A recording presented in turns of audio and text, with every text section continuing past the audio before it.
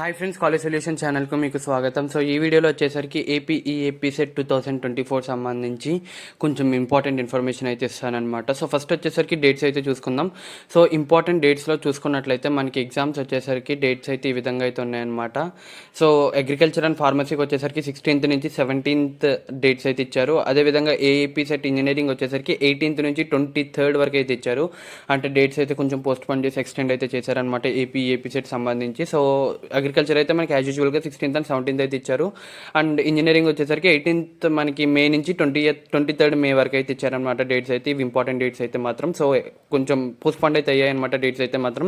So elections కూడా దృష్టిలో పెట్టుకుని అయితే పోస్ట్పోన్ చేశారు.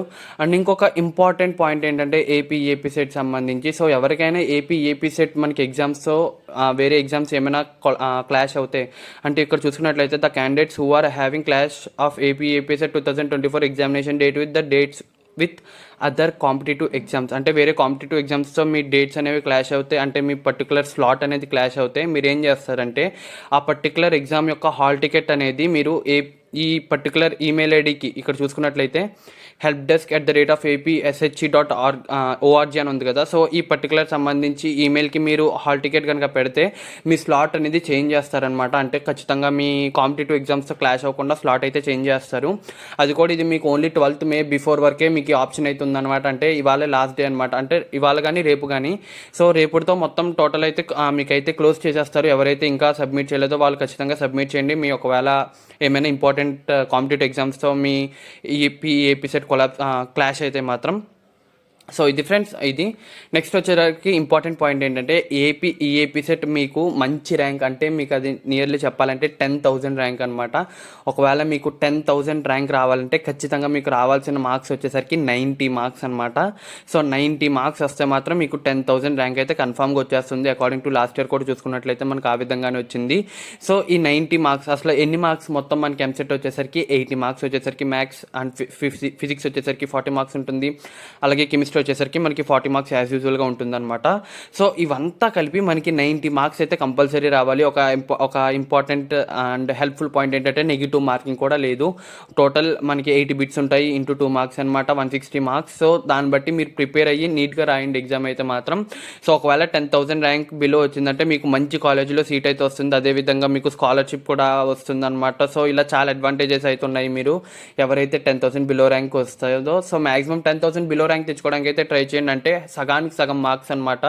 అంటే ఒక 80 బిట్స్ ఉంటే 40 బిట్స్ కరెక్ట్గా పెడితే చాలు మీకు మంచి ర్యాంక్ వస్తుంది అనమాట. సో మ్యాక్సిమం దాని మీద ఫోకస్ అయితే చేయండి. సో ఈ పర్టికులర్ ర్యాంక్స్ ఇవన్నీ ఎలా రావాలంటే, సో ఆల్రెడీ మీరు ఇప్పుడు దాకా చదువుంటారు, ఇప్పుడు చెప్పినా కూడా మీకు ఉండదు. సో ఓన్లీ ఫస్ట్ వెళ్ళిన వెంటనే కెమిస్ట్రీ పేపర్ అటెంప్ట్ చేయండి, తర్వాత ఫిజిక్స్, తర్వాత మ్యాథ్స్. సో ఇది నా ప్రకారం అయితే, ఎందుకంటే మ్యాథ్స్ వచ్చేసరికి లెంతీగా ఉంటాయి. సో చేయడానికి టైం పడుతుంది. సో అందుకే ఫస్ట్ కెమిస్ట్రీకి వెళ్ళి మ్యాథ్స్కి వెళ్ళి ఫిజిక్స్ రండి. ఎవరైనా ఫిజిక్స్ భయం అయితే, లేకపోతే కెమిస్ట్రీ, ఫిజిక్స్, మ్యాథ్స్ అలా వెళ్ళండి అనమాట. సో ఏంటంటే చూసి పెట్టేసి ఫస్ట్ మ్యాథ్స్ మీరు అటెంప్ట్ చేసేస్తే చాలు. ఒకవేళ మీరు ప్రాబ్లం చెయ్యాలి అంటే అవి పక్కన పెట్టేసి వేరే దానికి వెళ్ళండి.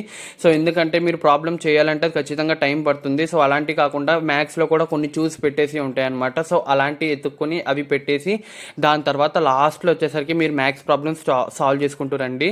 సో ఇదైతే మొత్తం నేను చెప్పేదైతే మాత్రం. సో ఎంపీసీ మనకి ఎవరైతే ఉన్నారో వాళ్ళకైతే ఇది ఇంపార్టెంట్ పాయింట్ అనమాట. సో మెయిన్గా ఆ 160 మార్క్స్లో మినిమం 80 మార్క్స్ తెచ్చుకున్నా చాలు మీకు 10,000 బిలో ర్యాంక్ అయితే వచ్చేస్తుంది. అంటే నియర్లీ 10,000 to 11,000 12,000 ఆ లోపు ర్యాంక్ అయితే వచ్చేస్తుంది అనమాట. ప్లస్ మీ ఇంటర్ మార్క్స్ కూడా తీసుకుంటారు కాబట్టి. సో టోటల్గా నియర్లీ 90 మార్క్స్ అయితే కంపల్సరీ తెచ్చుకోండి. చాలా హెల్ప్ఫుల్ అవుద్ది మీకు ఎవరైతే ఇంటర్మీడియట్ ఇప్పుడు ప్రజెంట్ ఎంసెట్ రాస్తున్నారో వాళ్ళకనమాట. ఎందుకంటే మీకు ఎస్ఆర్ఎం యూనివర్సిటీలో కానీ విఐటిఏపీ యూనివర్సిటీలో కానీ మీకు ఫ్రీ సీట్ కూడా వస్తుంది కాబట్టి, ఛాన్స్ ఉంది కాబట్టి జాగ్రత్తగా ఎగ్జామ్ అయితే రాయండి.